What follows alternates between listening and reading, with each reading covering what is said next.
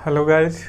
जैसा कि हमने प्रीवियस वीडियो में हमने डीसी मशीन के कुछ कंस्ट्रक्शन के बारे में बात किया था, तो इसमें हम कंस्ट्रक्शन का दूसरा पोर्शन जो है आर्मेचर, उसके बारे में हम चर्चा करेंगे।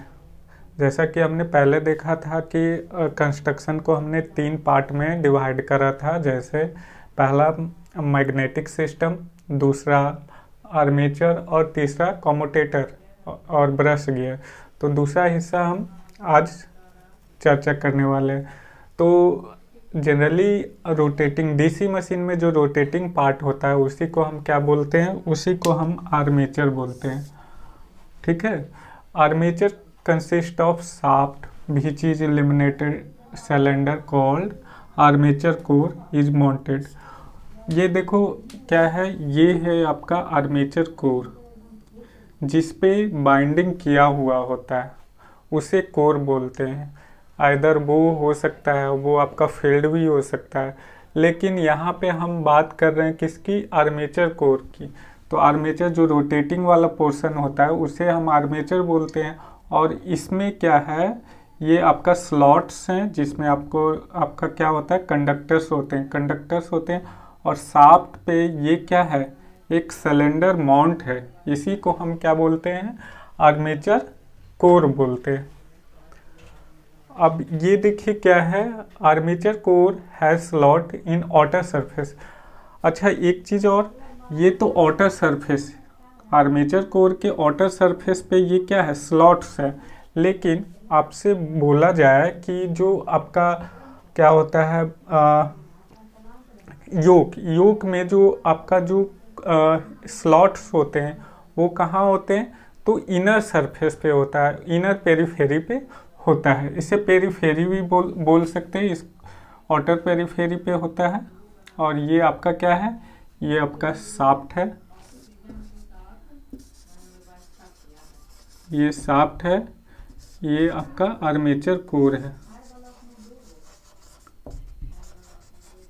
Armature core. ओके। अब यहाँ पे देखिए, the lamination are insulated from each other and tightly clamp together.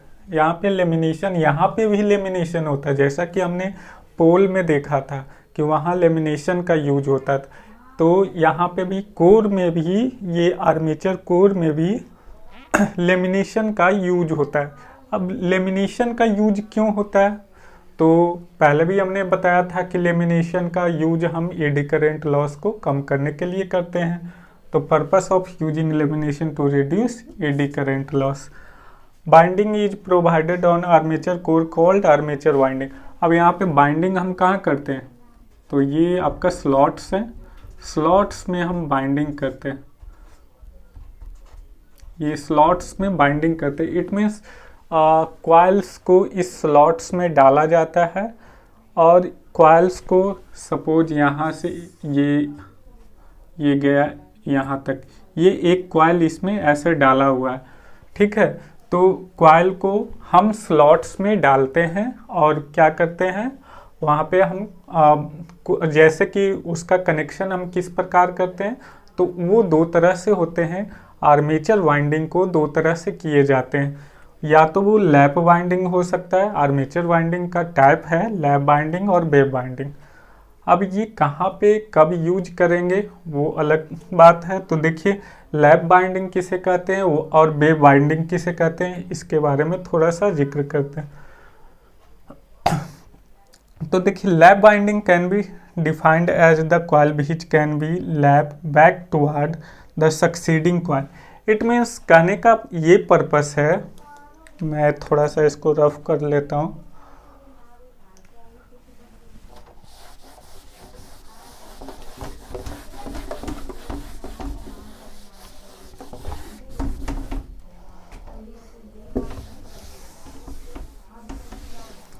यहाँ पे देखिए क्या है कि लैप वाइंडिंग,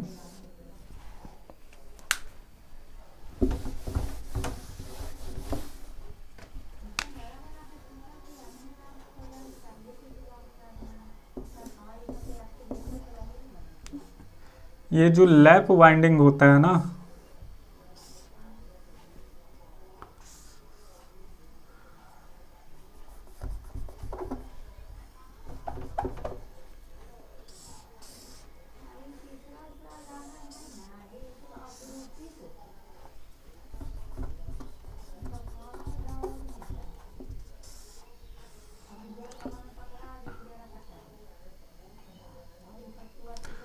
तो इस तरह से लैप बाइंडिंग कहने का मतलब ये हुआ कि ये जो कॉइल होता है अपने सक्सीडिंग, जहाँ पे वो कॉइल ख़त्म हो रहा है, उसका जहाँ पे पोर्शन ख़त्म हो रहा है, तो उसके नेक्स्ट जो कॉइल स्टार्ट हो रहा है उससे वो कनेक्ट हो जाता है।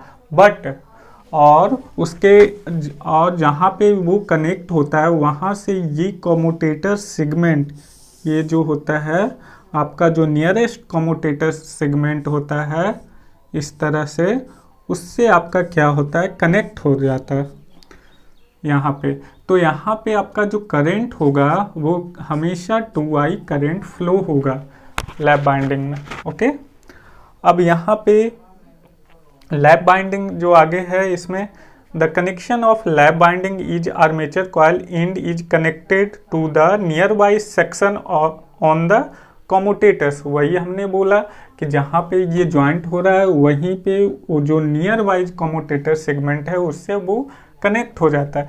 लेकिन वेव बाइंडिंग में ऐसा नहीं होता। Wave binding can be defined as the loop of the binding can be from the signal shape.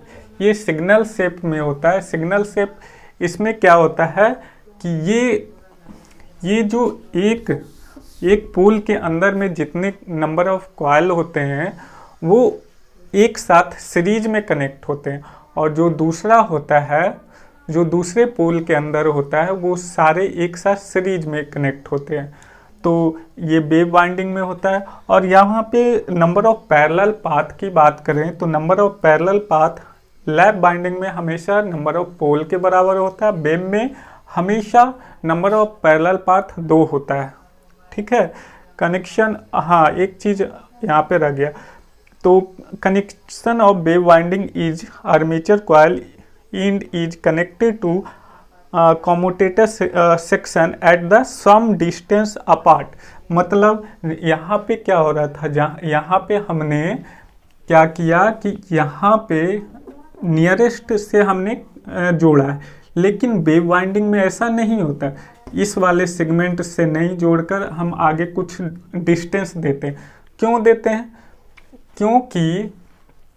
क्योंकि हमने बोला कि यहाँ पे वेव बाइंडिंग में जो भी आपका जो कॉइल होता है वो कॉइल क्या होता है, कॉइल होता है वो एक पोल के अंदर में जितने भी होते हैं एक साथ सीरीज में कनेक्ट होते हैं, जिसकी वजह से इसमें कुछ डिस्टेंस आ जाता है।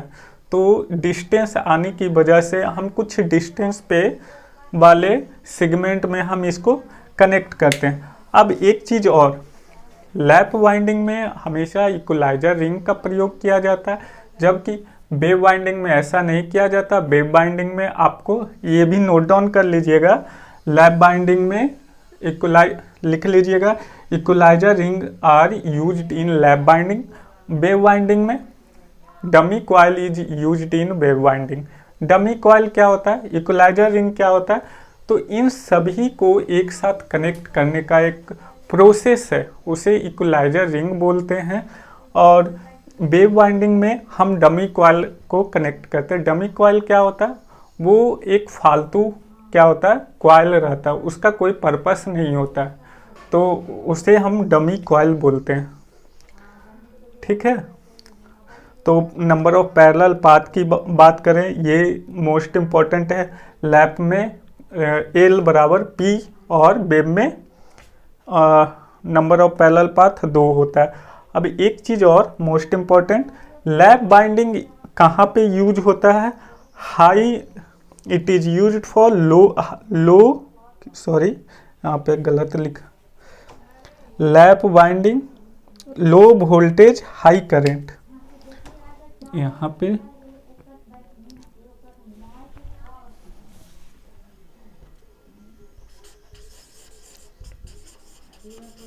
लो वोल्टेज हाई करंट, और यहाँ पे ये क्या है, लो करंट हाई वोल्टेज के लिए यूज होता है। यहाँ पे ऐसे लिखा भी है, लो वोल्टेज लिखने का ज़रूरत नहीं, हाई करंट लो वोल्टेज यहाँ पे लिखा है। ठीक है, तो ये था लैप वाइंडिंग और वेव वाइंडिंग। अच्छा, लैप बाइंडिंग का एक दूसरा नाम भी है जिसे हम मल्टीपल बाइंडिंग बोलते हैं। मल्टीपल बाइंडिंग या पैरेलल बाइंडिंग बोलते हैं, और जो वेव वाइंडिंग होता है उसे हम सीरीज वाइंडिंग भी बोलते हैं और इसे टू सर्किट वाइंडिंग भी बोलते हैं। ये इसका दूसरा नाम है। ठीक है, तो यहाँ पे आपका वाइंडिंग ख़त्म होता है। इसके आगे हम डिस्कस करेंगे आपका क्या है, कॉम्यूटेटर और कॉम्यूटेटर सेगमेंट्स के बारे में चर्चा करेंगे। कॉम्यूटेटर कहाँ पे लगा होता है, ये देखो आपका आर्मेचर है, तो आर्मेचर के ये शाफ्ट पे लगा होता है कॉम्यूटेटर। ठीक है, तो उसको आप डिटेल एनालिसिस देखते हैं।